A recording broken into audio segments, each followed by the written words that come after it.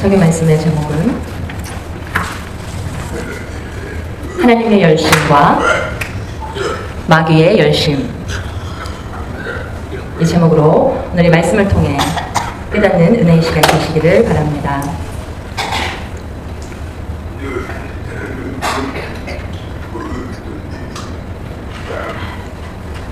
열심이라는 뜻은요, 어떤 일에 깊이 마음을 기울이는 것 이라는 뜻이 있고요.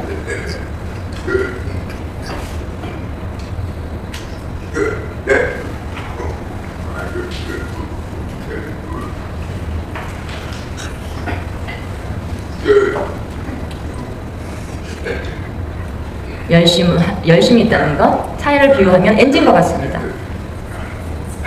모든 차나 비행기나 모든 것에 그 일을 시작하려면, 작동하려면 엔진이 있어요. 엔진이 돌아야 되듯이 엔진이 돌지 않으면 작동이 되지 않습니다.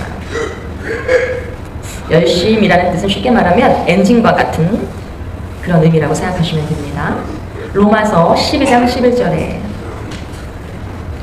부지런하여 게으르지 말고 열심을 품고 주를 섬기라.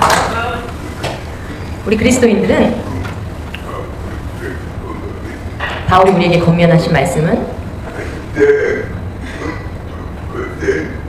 열심히 없고 교회를 다니고 열심히 없이 선교하고 이런 것들보다는 열심을 다른 말로 바꾸면 열정을 나타내기도 하기 때문에 그 뜨거운 열정으로 하나님을 섬기라는 것입니다. 열심을 품고 주를 섬기라. 그때 하나님께서 큰 영광을 받으신다는 말씀입니다.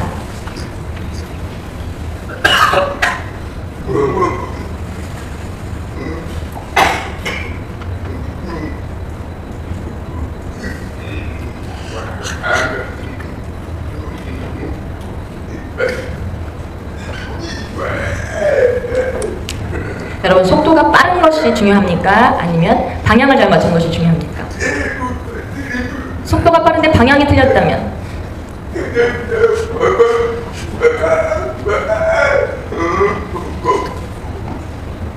잘못된 방향, 부산으로 갔다면 방향과 목적을 확실히 정하고 맞춘 다음 그 다음에 속도를 내는 것입니다.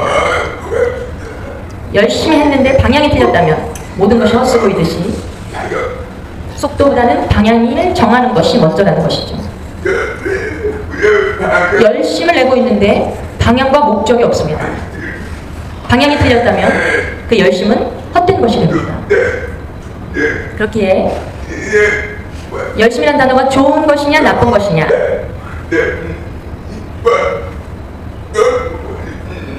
열심은요 무조건적인 열심이 좋은 것이 아니라 열심을요 나쁠 때도 사용하고 좋을 때도 사용할 수 있다는 거예요. 그 방향이 틀렸을 때는 그 열심이 잘못된 열심이 될 수 있다는 이야기입니다. 여러분, 네 가지 단어가 여러분 한번 볼게요. 똑부,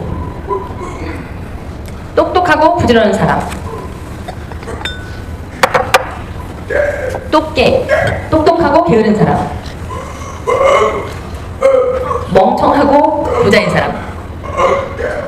멍청한데 게으른 사람. 이 네 가지를 비교해 보겠습니다. 가장 좋은 것은 누구입니까? 똑똑한데 부지런한 사람이 제일 좋은 케이스죠. 그러나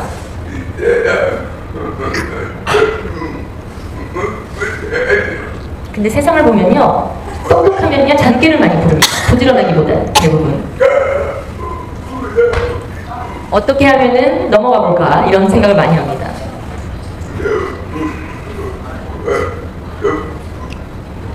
똑똑한 사람들은 열심히 부족합니다. 똑똑하고 부지런한 사람은요 많이 없어요. 가장 좋을 만한데 또 이런 경우는 많습니다. 똑똑하면 게으른 사람들이 많아요. 그 가운데 가장 나쁜 건 누굽니까?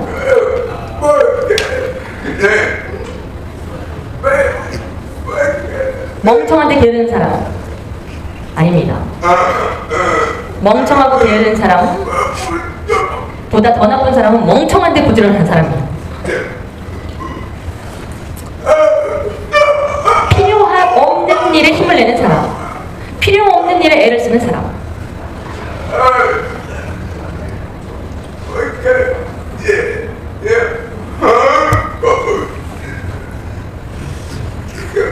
피아노도 마찬가지입니다. 피아노 잘 치는 사람은요, 농아이들은 피아노 소리를 듣지 못하지만 피아노를 막 치면 아주 소음이 납니다. 피아노를 친다고 아름다운 소리가 나는 건 아니죠. 그러나 음계에 맞게, 악보에 맞게 피아노를 치면 참 그 음악은 감동이 됩니다. 듣기 좋은 소리가 나죠. 조화롭게. 그냥 막 치면 소음입니다. 운전도 마찬가지입니다. 내가 운전면허 자격이 없는데 운전 잘한다고 운전을 막 가속해서 해보세요. 큰 사고로 이어질 수도 있습니다. 멍청하고 부지런한 것은요, 가장 위험합니다.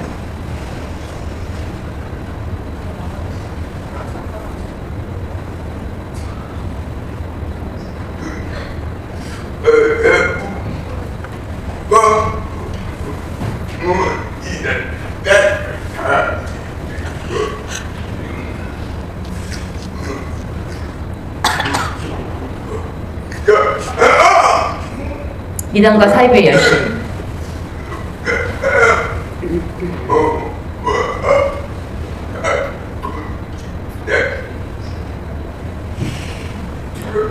이단은요, 얼마나 집집마다 방문해서 열심히 전달해서 몰라요. 몰봉교도 마찬가지입니다. 영어 내가 가르쳐준다고 하면서, 영어 교육 해준다고 하면서, 영어 학원 가면 비싸니까 무료로 가르쳐준다고 하면서 아이들을 몰봉교로 주입시킵니다.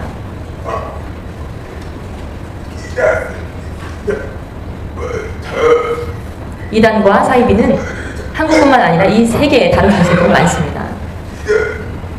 이단 사이비는 다른 점이 무엇입니까? 이단은 성경의 말씀을 마음대로 인용하는 것, 마음대로 빼거나 더하거나 잘못 가르치는 것이 이단입니다.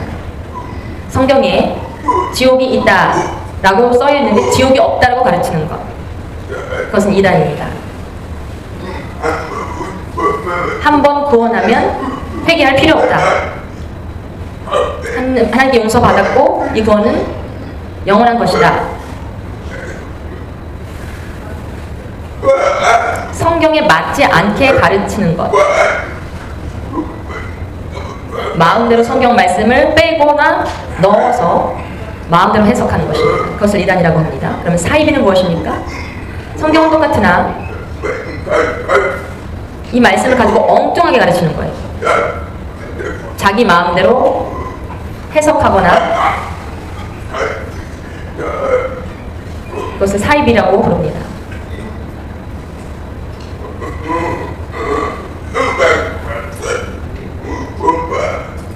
구원파, 신천지, 몰몬교, 여해증인, 통일교, 정명성. 나는 하나님이고 나는 예수고 너는 나의 신부다 해서 여자들을 강간하거나, 또 안식교, 토요일날 예배하는 것이 맞다라고 말하는,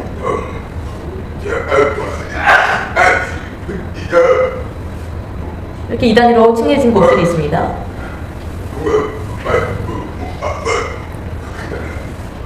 또한 지방교회와 하나님의 교회, 하나님의 교회는 또한 하나님을 아버지라 부르지 않고 어머니라고 불러도 된다 이렇게 말하는 거고, 또 다락방, 전도운동, 그 안에 이단이 많습니다.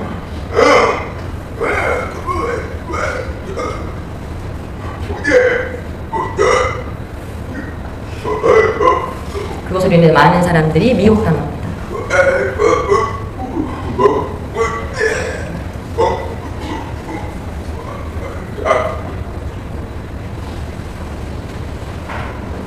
오늘 하나님의 열심과 마귀의 열심이라는 제목으로 말씀을 살펴보면서 세 가지를 말씀드리기 원합니다. 첫 번째로는 인간적인 열심.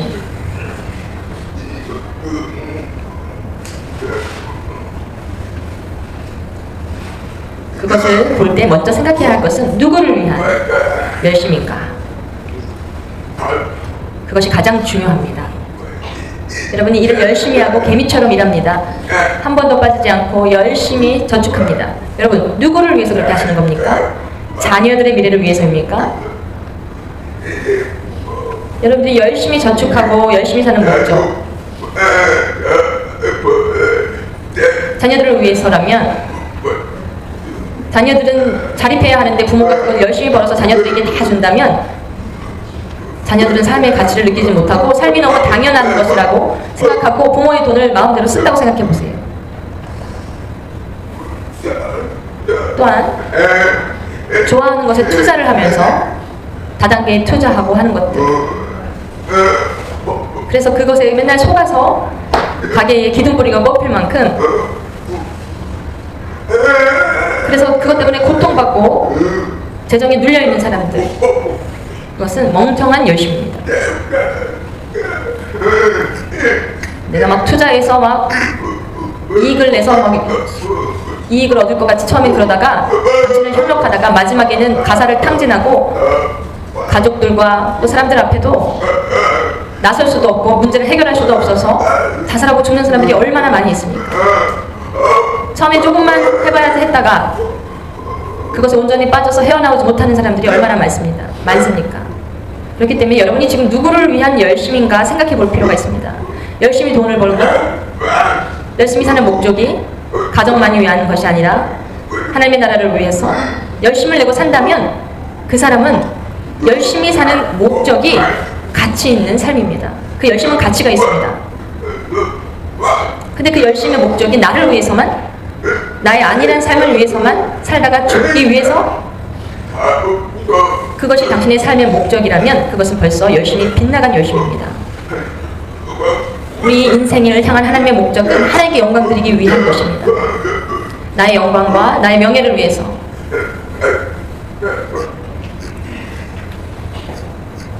영광이 아니라 위해서가 아니라 하나님의 영광을 위해 살아야 한다는 것입니다. 그렇다면 하나님께, 여러분 문장을 잘 보십시오. 하나님께 열심, 하나님의 열심, 어떤 게 맞습니까? 하나님께 열심도 말이 되고 하나님의 열심도 말이 된다고 생각하실 거예요. 그러나 틀린 부분이 있어요.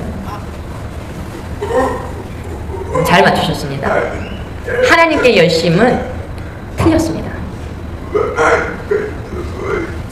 그 틀렸다는 이유는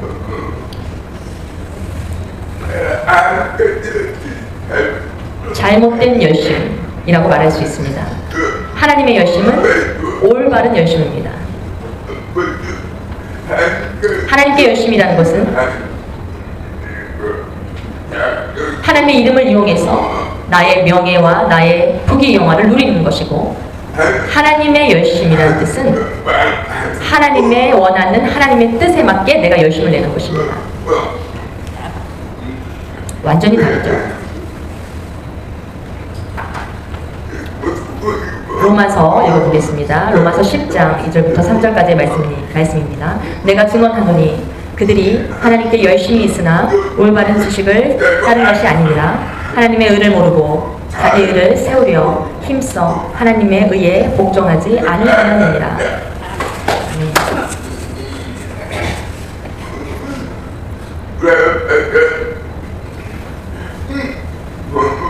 하나님을 섬기고 하나님의 법을 따르고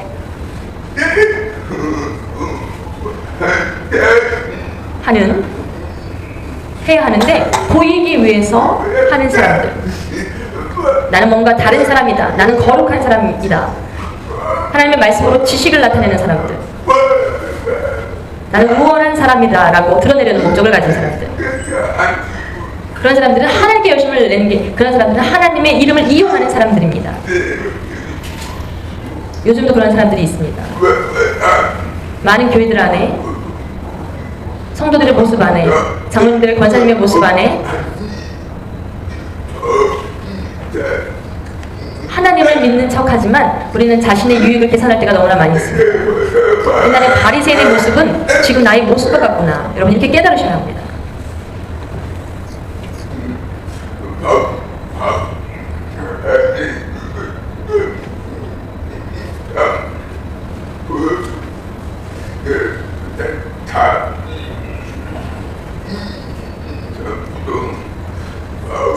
죽이는데 앞잡이가 앞장섰던 사울입니다. 스데반 집사님이 너무나 믿음이 좋은 사람으로 초대교회에 집사가 없었을 그때에 예수님의 제자들이 여러 일들을 맡기가 힘들었습니다. 그래서 회의를 하여서 집사를 선출하죠. 말씀과 기도로 말씀을 가르치는 자, 기도할 자, 구제할 자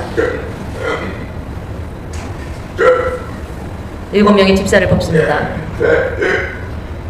그 중에 제일 대표적인 사람이 스데반입니다. 믿음과 성령에 충만했던 사람. 집사 역할을 담당했을 뿐만 아니라 말씀을 가르치고 많은 사람에게 그 사람을 통해서 많은 믿음의 사람의 증거가 있었습니다. 사울이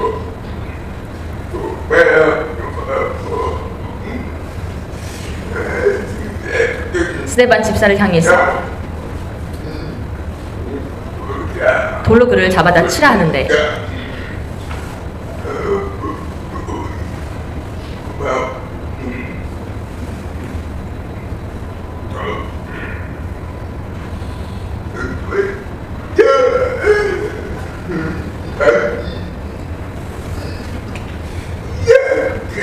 그래서 그 스데반 집사는 많은 사람들에게 돌에 맞아 피를 흘립니다.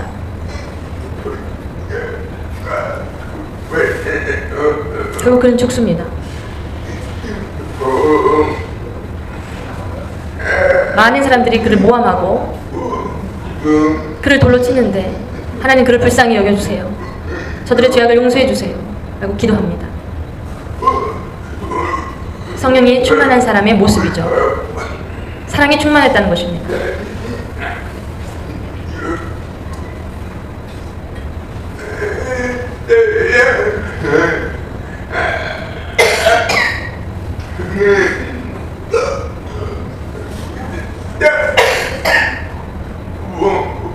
왜 바울은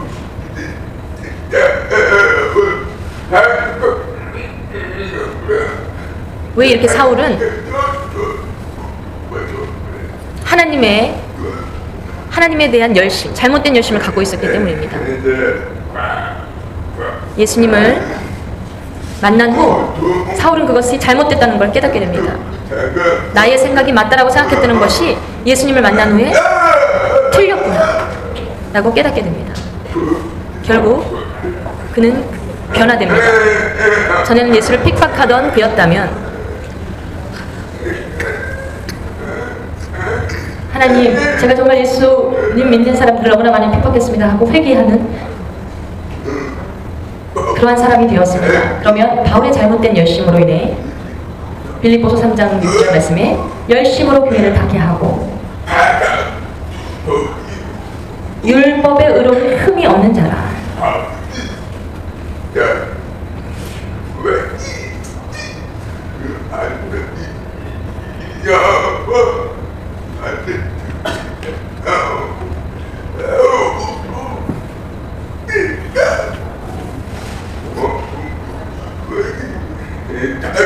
완전한 착각 속에서 살았다는 것입니다.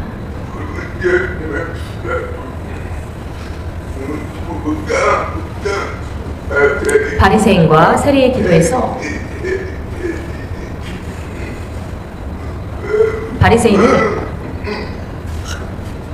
내가 지금까지 살아온 것이 잘 살아온 것이 하나님을 섬기고 살아온 것이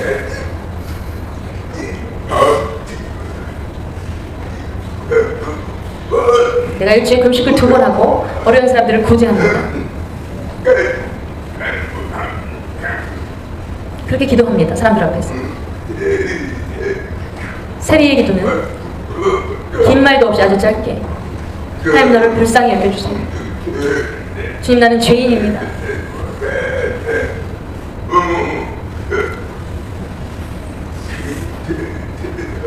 예수님이 두 사람의 기도에 대해 제자들에게 묻습니다. 예수님께서는 바리새인의 기도가 합당하지 아니하다고 말씀하십니다. 세리의 기도가 하나님 받으시는 기도다라고 말씀하십니다.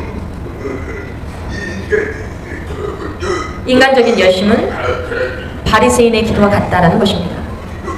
혹시 여러분 중에서 여기 재단에 나와서 기도할 때 내가 기도를 잘한다, 내 수화가 정말 대단하다 하는 그런 생각을 버리십시오. 기도는 겸손한 마음으로 하나님께 간구하는 것입니다. 또 누가 기도를 잘하고 누가 기도를 못했다라고 비교하는 일조차도 너무나 위험한 것입니다. 두 번째, 하나님의 열심은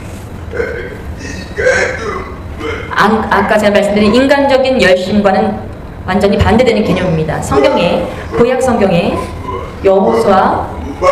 여호와의 열심이라는 단어가 많이 나옵니다.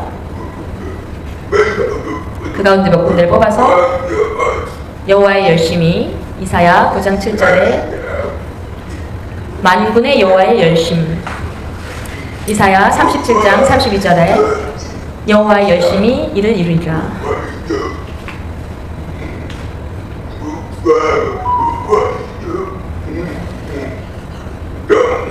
그것을 보면서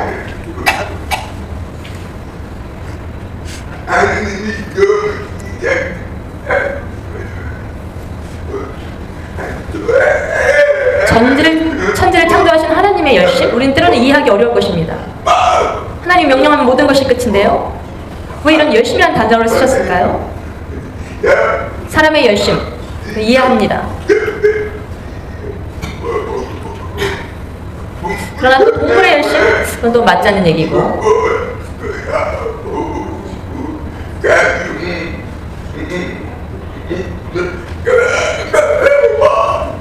개미한테 오늘부터는 열심을 내지 말고 게으르게 살아라 말하면 개미의 천성이 바뀝니까? 배짱이한테 열심히 일해라, 배짱이가 갑자기 열심히 개미처럼 일합니까? 동물은 이 본능적으로 하나님이 지으신 대로 살아갑니다. 바뀔 수 없습니다. 그러면 마귀의 열심, 그것도 이해됩니다. 하나님의 열심은, 이 단어는 우리가 참 이해하기 어렵습니다. 그러나 그 안에 깊은 뜻이 있습니다. 하나님의 열심, 그 뜻은 하나님이 우리를 위해 얼마나 애쓰고 계시는가, 그러한 사실을 깨달을 수 있도록 하기 위함을 의미합니다. 하나님이 보여주시는 거라는 거예요. 믿으십니까? 삼위일체 하나님의 열심, 성부, 성자, 성령 하나님, 이 삼위일체 하나님께서 열심을 내고 계신다는 거예요.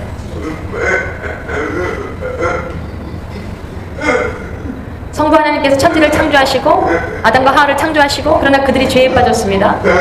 이들을 다시 용서하기 위하고 이 죄를 사하시기 위해서 하나님은 이 세상의 모든 죄인을 구원할 방법을 계획하셨다는 거예요. 열심을 내셔서 그 일을 이루셨다는 거예요. 성자 대신 예수님을 이 땅에 보내셨다는 거예요.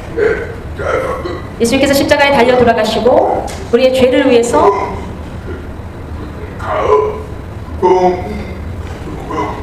성령님께서 이것을 죄를 돌아가시고 예수님께서 하늘나라 가시고 난 이후에 성령의 시대를 통해서 우리가 하는 모든 일과 우리의 삶 속에서 우리에게 방법을 가르쳐 주시는 분이 성령 하나님이십니다. 하나님은 지금까지 쉬지 않고 우리를 위해 열심을 내어 일하시고 계시다는 뜻입니다. 믿으십니까?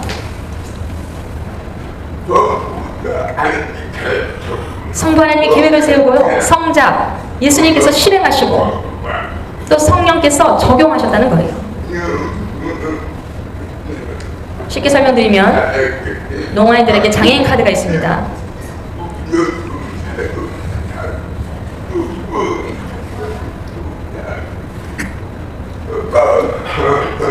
이 장애인 카드가 있어야 공공시설들을 이용할 때 반값에 이용할 수 있고 그런 혜택을 받습니다.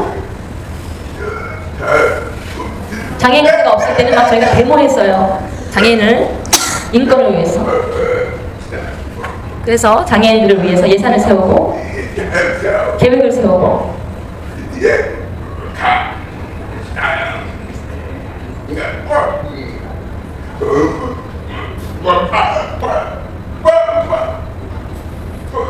비행기 타면 그게 반값으로 할인이 되고 장애인 혜택이 적용됩니다. 성부, 성자, 성령 하나님께서 일하듯이 우리를 향한 하나님의 사랑과 은혜가 일하시는 하나님의 열심이 얼마나 큰 것인지요. 아까 제가 말씀드린 사진에 봤던 스데반 집사,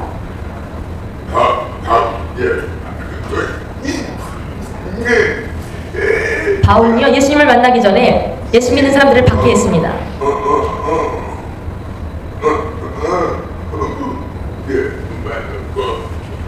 그러나 바울은요, 결국엔 예수님을 만나 변화됩니다. 바울은요, 다른 제자들보다 더 복음과 선교의 열정이 뜨거웠던 사람입니다. 모든 복음을 위해서 환난과 핍박을 견디었던 사람. 바울의 1차 선교 여행 중에 바나바와 함께 전도를 하다가 많은 기적을 만나게 됩니다. 병 고치고 귀신을 내어쫓는 루스드라에서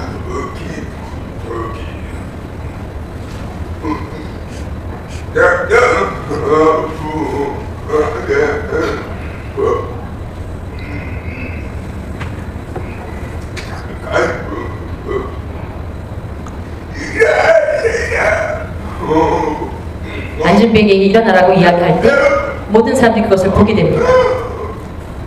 그래서 크게 놀라게 됩니다. 여러분 느낌이 지금 없으시지만 안목사님 갑자기 귀가 열어서 열렸다고 생각해보세요. 여러분 놀라지 않으시겠어요? 큰 놀라운 기적이었어요. 평생 안전병으로 살았던 사람이 일어나는 기적. 그렇기 때문에 많은 사람들이 저 사람이 신이다, 제우스 신이다,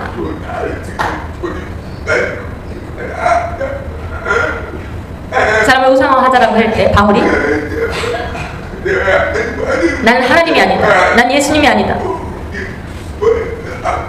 예수님은 우리를 위해 죽으시고 하늘나라에 계시고 나는 그 복음을 전하는 일을 수행하는 사람이다 라고 얘기합니다.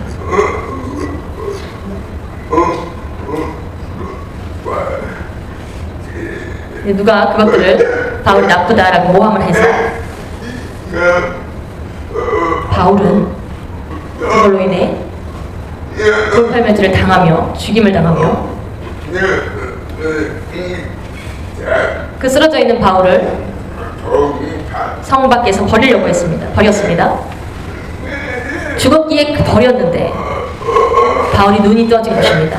살아난 것입니다. 하나님 바울이 아직 필요하셨기에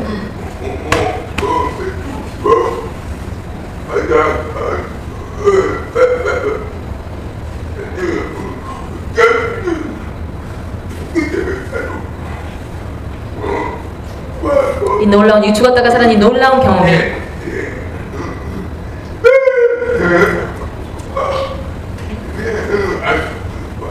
그곳에 돌아가서 돌로 쳐있던 그 사람들을 그곳으로 다시 돌아가 다시 선교하기 시작합니다.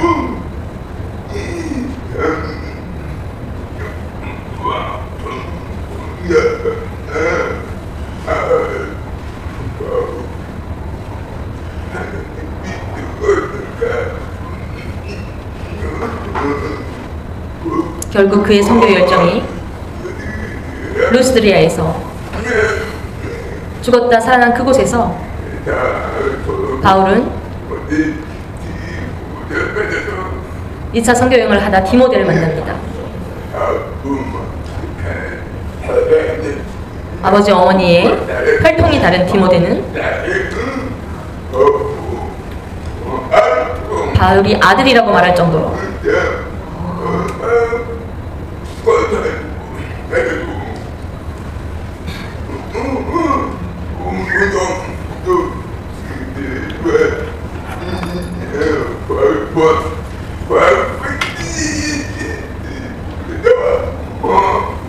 바울을 돌로 쳐서 죽이려고 했는데 또 다른 그의 영적 아들과 같은 디모데가 나옵니다.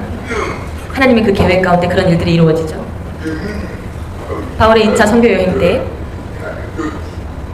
사도행전 16장 1절 말씀에 바울이 더메와 루스드라에도 이르매 거기 디모데라 하는 제자가 있으니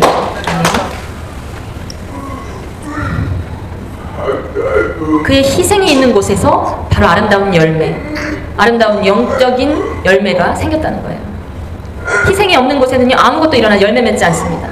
복음을 위해서 생명을 아끼지 않고 희생했습니다.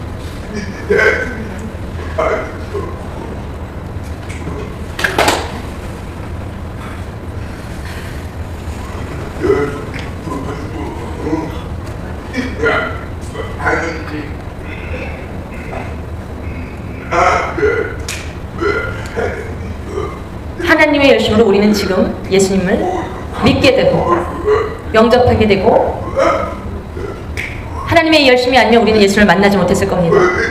교회에 다니지 않고 세상의 향락에 빠져서 목적 없이 그냥 먹고 즐기며 목적 없이 살아갔을 겁니다.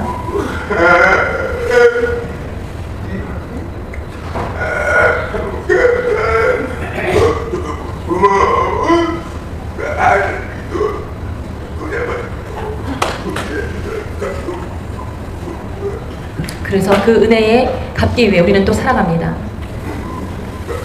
우리가 과거부터 지금까지 우리가 걸어온 길이 에베네셀의 은혜, 지금 걸어가는 이 길이 임마누엘의 은혜, 지금부터 걸어갈 길이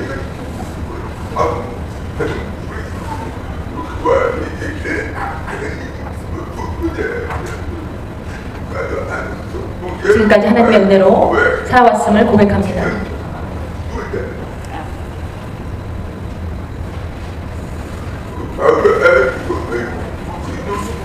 고린도후서 11장 2절 말씀에 내가 하나님의 열심으로 너희를 위하여 열심을 내노니 내가 너희를 정결한 처녀로 한 남편인 그리스도께 드리려고 중매함이로다.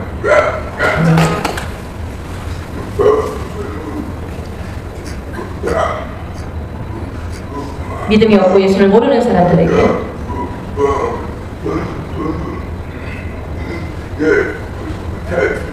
예수 그리스도의 새로운 신부로서 중매의 역할을 하신다는 거예요.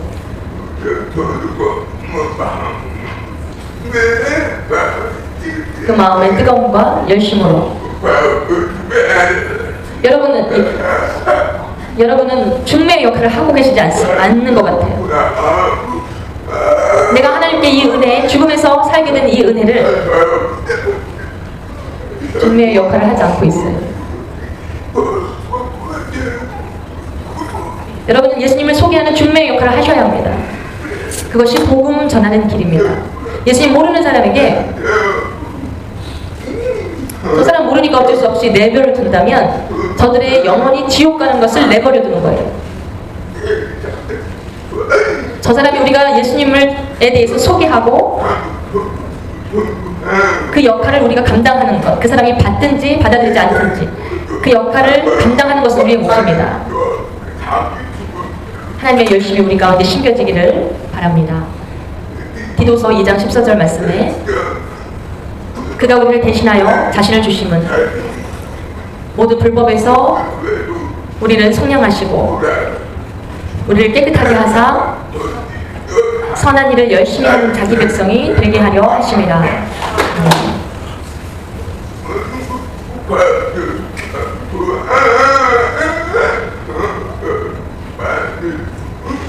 예수를 만나고 예수를 모시고 구원받았기에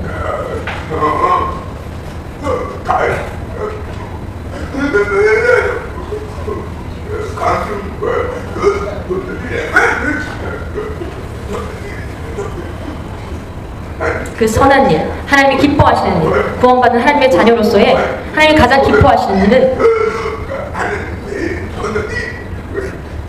그 일을 위해서 열심을 내야 해야 한다는 것입니다.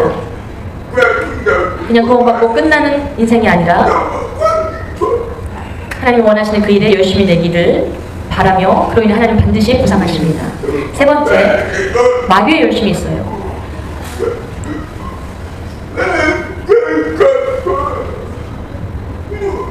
마귀는요 그냥 무시할 수 있는 존재가 아닙니다.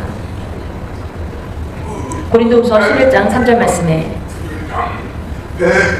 뱀이 그 관계로 하와를 미혹한 것 같이 너희 마음이 그리스도를 향하는 진실함과 깨끗함에서 떠나 부패할까 두려워하노라. 마귀는 교회 안에도 있습니다.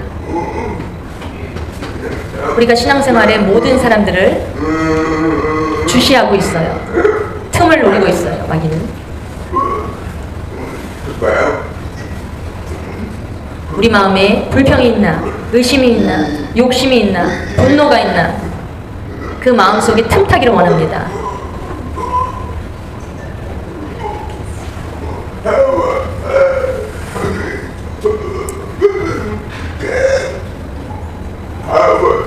하와를 유혹했던 이 마귀는요, 지금도 멈추지 않고 우리를 미혹합니다.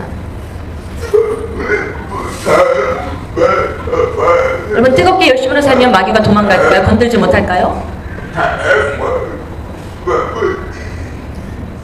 뭐 불평이 없어질까요?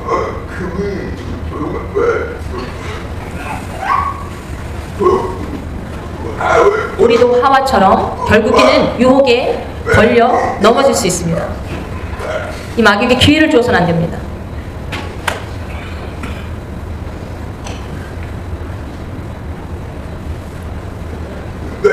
마귀는 하나님의 자녀들의 믿음과 소망과 사랑과 기쁨과 건강, 행복을 파괴하려고 매일매일 순간순간마다 열심을 내고 있습니다.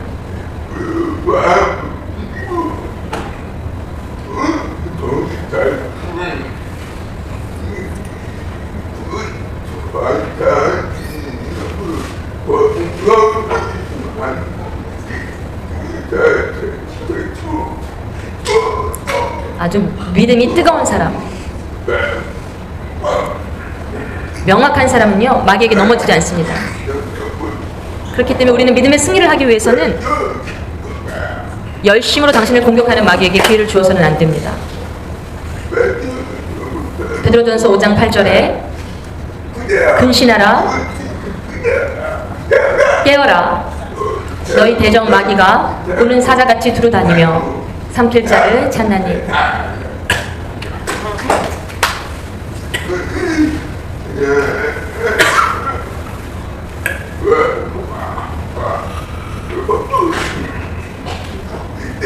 우는 사자와 같이 두루 찾으며 삼킬 자를 찾나니.